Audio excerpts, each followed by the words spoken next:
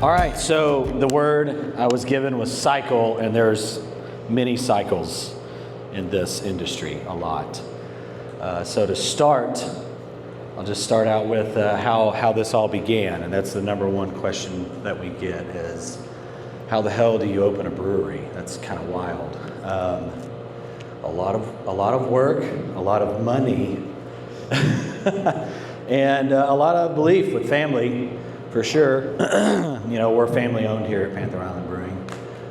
This is my sister right here, and then our parents are the main two owners. They're at the top of the tree. Yeah, they're at the very top. Are they back there? Yeah, Leslie and Jim Michael. They are Mr. and Mrs. Panther Island. And my wife helps out in HR and taproom stuff. So, but yeah, where it all started, I used to be a musician and traveled the country, was gone a lot.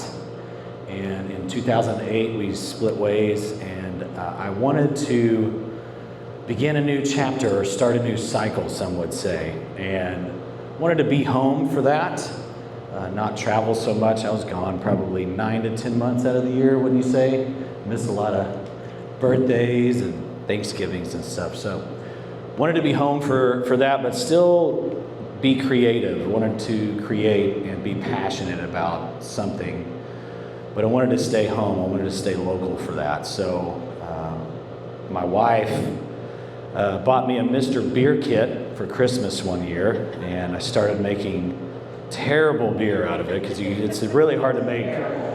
It's really hard to make good tasting beer out of a thing that comes out of a can, like a soup can. So, but that part was just super interesting to me, like the science behind it, and then the camaraderie that beer brought everyone together, my friends, my family, and we just had a really, really good time with it. And so I really enjoyed that. So I dove into that, and that kind of started a chain reaction of getting friends involved, coming up with cool recipes, and after a few years of doing that, we started renting a small warehouse in Haltom City that's right up the road from here, and started making all-grain beer. We went from extract brewing to all-grain brewing, and that was a whole other animal and a bunch of science behind that, and that was super interesting to me and my buds that started this whole thing with me. And we started brewing beer there, and it was actually really good. So our friends and family would come out, and we'd have little tastings, and it really wasn't much of a tour. It literally was beer kegs. It was 3 beer kegs converted into brewing kettles, so it wasn't anything super interesting to look at like what you see today, but it was just a cool little warehouse that brought all our family together. And they all said, man, this beer tastes great. All right, thank you, but like, what can I do to improve it? And of course, family being family and friends being friends. Nothing. Dude, it's great, don't change it. Okay, well, I need some honest answers. So I started inviting other brewers and people in that industry over to try the beer, and they kind of had the same response. Man, you're actually doing something great. So I keep doing that. And so I started volunteering at a brewery in Dallas on and off for about 2 years. And I washed a lot of kegs, cleaned a lot of floors, cleaned a lot of fermenters, all that stuff, but also got to learn the ins and outs of industrial brewing, and that's what kind of got us started here. Then I gained the interest of course, my stepdad, Jim. He's the main investor in here, and once he saw the passion behind me and everyone involved in it, he really believed in it, so he invested a lot of his time and money in this place. And we found this place. We started looking it was the winter of 2013, and we started looking for a place all the way until it was probably spring of 2014 when my wife found this place. She was going to Joe T. Garcia's for a meeting, apparently, but there's more behind that. But she saw this place. This place actually used to be a brewery a long time ago, and it was called Texas Beer Company. and they made 2 beers themselves, and then they actually contracted brewing for a very well-known brewery here in Fort Worth that started in 2004. They used to contract brew some of their beer. And this was just an empty place. There was nothing in here, no tanks, no... A lot of trash. A lot of trash. I was digging in the archives and I kicked myself because we don't have pictures of what it really looked like before we came in. Before concrete and I know, I can still see all the filth today. But we worked, long hours, hard hours, cleaned this place up, redid all the plumbing, redid all the electricity, installed the bar, installed the bathrooms.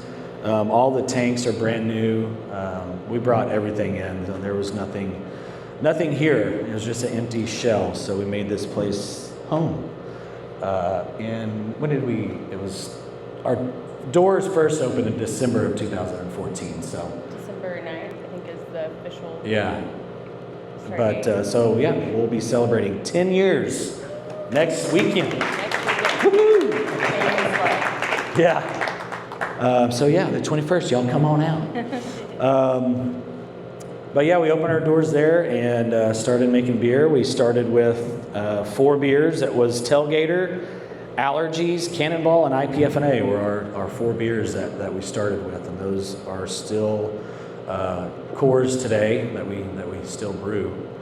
And then, the rest is history, I guess. We've been here, like I said, for 10 years and went through a lot of cycles of people and times and beers. And I started a family, and so it's been quite the journey of fun ups and downs. It's been a roller coaster for sure, but and kind of fun. Chris was behind our logo. Yeah, I was going to touch on that.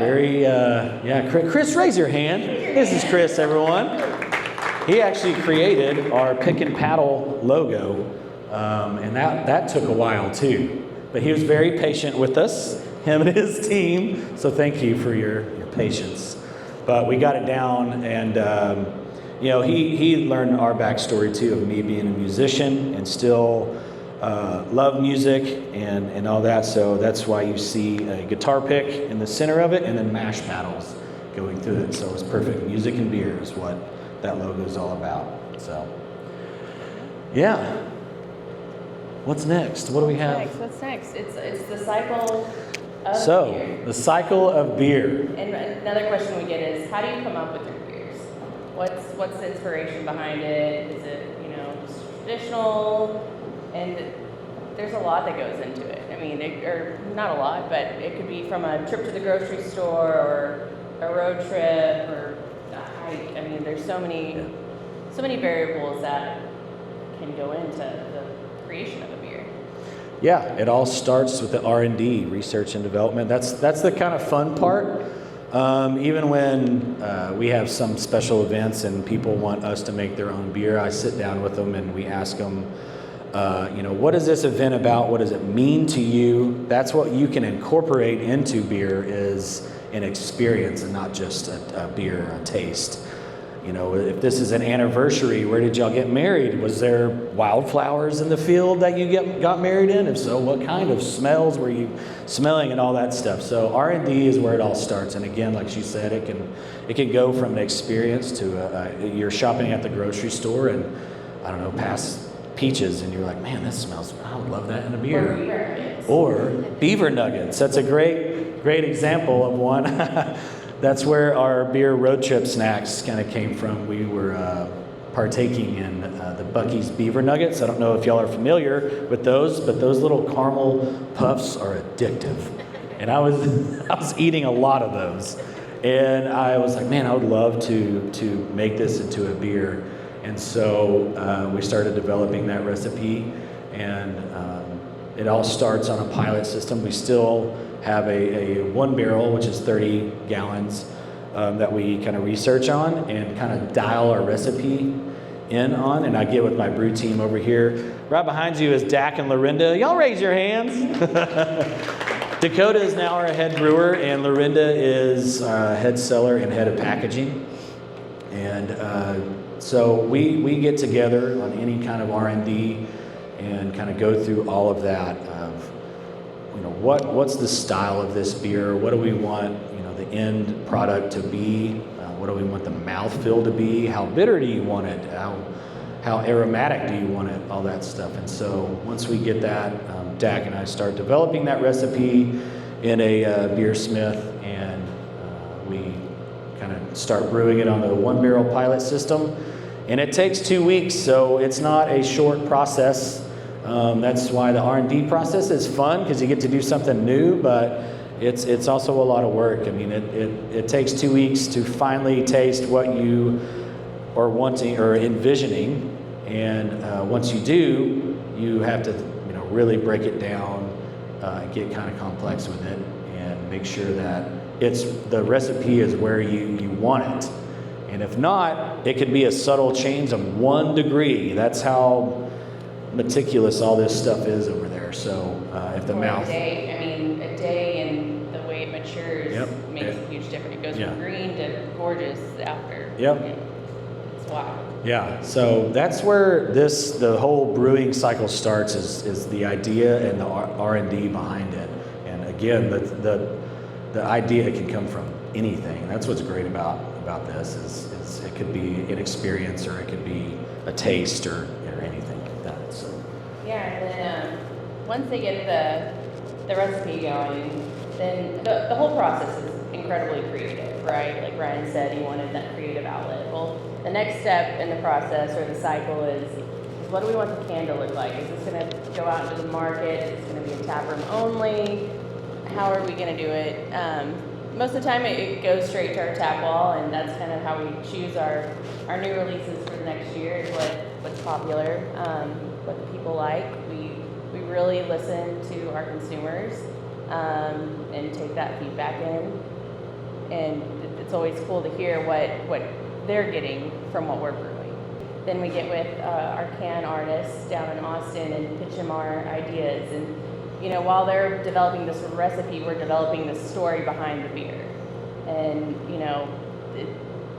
it gets pretty wild. We have a small and mighty team, and I feel like everyone collaborates when we're coming up with that story. So we pitch that to our artist, and he either tells us we're crazy and to own it back, or he takes it and he runs with it and comes up with great packaging. And then the marketing aspect. When we release Beaver Nuggets, I guess you can kind of talk about, we put it on the tap wall first. And the last slide, we used to hand chalk our mini boards. Well, our taproom manager at the time had pretty much drawn the logo, the beaver, on the... Yeah, it was called like Bucky's Brown Ale or something like that. Yeah. And it was 5 gallons, put it on the wall, and it was gone before we knew it. That following Monday, we get a call from Bucky's legal team. Yeah, it gained some media attention, and Channel 5 and 8 came up here, I think, and that's when legal called. And I don't know if y'all have ever worked with Bucky's or tried to get in contact with someone from there, but they are a fortress. You cannot get anyone on the phone. They don't have any phone numbers. So I was actually, at the time, our taproom manager was scared out of her mind when she got the phone call of, oh my God, this is Bucky's legal department asking for you. And I was like, great, oh, I love that. She was like, I don't think this is good. I was like, no, this is great. It's finally a human that I can talk to. So I get on the phone, and of course the lawyer is like, hi, I'm a lawyer lingo, la la la la. And I was like, yeah, okay, well, it doesn't matter, it's already gone. But I'm glad I have you. Dude, I want to do a beer with you.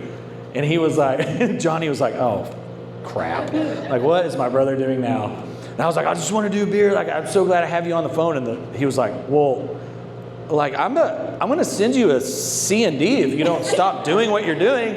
I'm like, dude, I want your permission, though. That's what I want. And so he was like, wow, that's wild. This is not what I was expecting.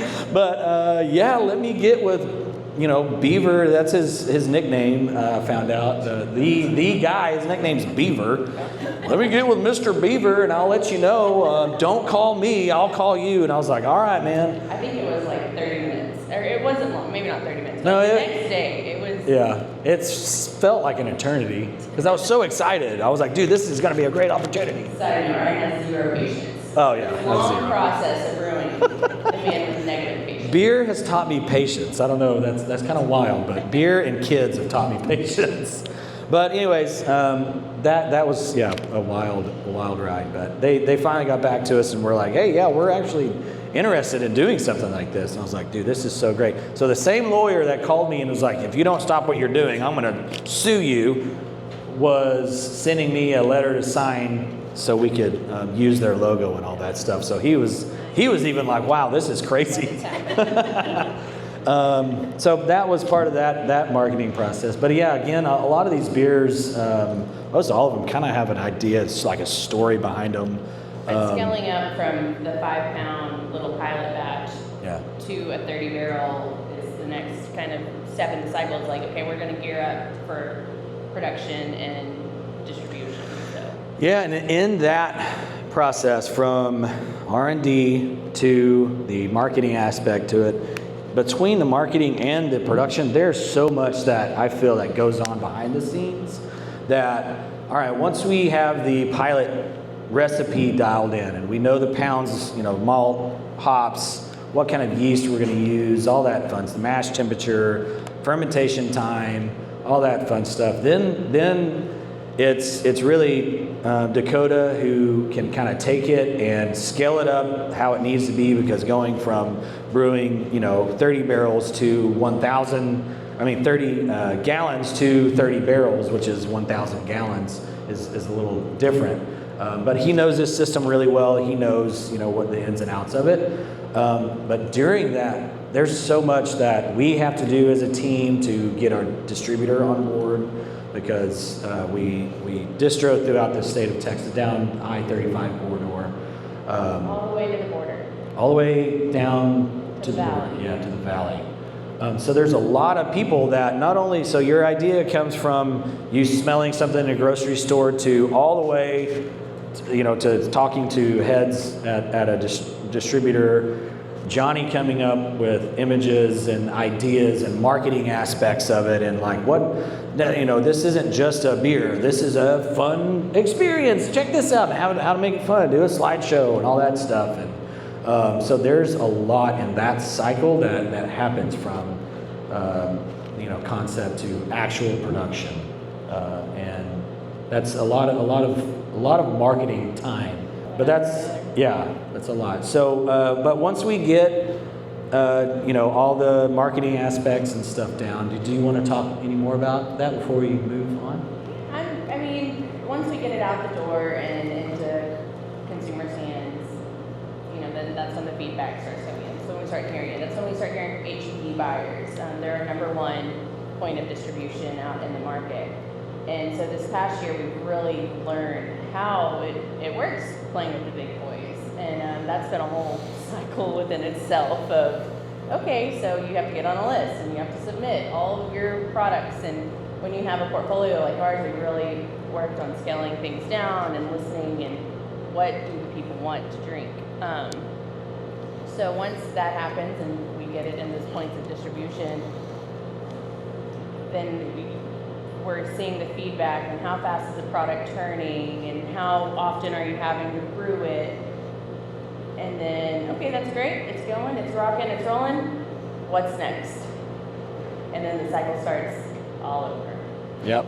And so that's kind of that is kind of the get people back in here and enjoying it, and it draws people together. Again, the camaraderie and why people like to drink beer. Yeah. So that really is kind of the cycle from conception all the way to distribution, and comes full circle back to, all right, what's next? What's going back up on the system? Yeah, what are we going to brew next? And then that comes from, and it's not just me. A lot of people think, oh, so you come up with all these beer ideas. I don't know if I should call it a pet peeve, but one of my little like, is like when people call me a master brewer. I'm like, no, I'm so far from a master brewer, it's insane. There's very few around here that I mean, I don't even know if there's a master brewer in Fort Worth, but that title is pretty sacred in this industry. And so for people just to throw it around loosely, I'm like, man, I don't know if you know what goes behind that. Lots of beers and hours, but no, our ideas come from everybody. Just like y'all were saying, we love everybody, and I mean, when I say everybody, that's from me to my production team to Johnny, my wife. I mean, my kids maybe. Maybe they have a candy they're eating, and I'm like, man, that's your son influenced some of our seltzer sours. Yes, yeah. So I mean, anybody can come up with an idea, and it takes Dak and Lorinda and us to come, do the work behind it. But anybody can come up with the idea, and everyone does here. And we make sure that our beer tenders are involved in that as well. They've come up with some really, really good beers. But yeah, that's the whole cycle of the production. Yeah, thank y'all very much.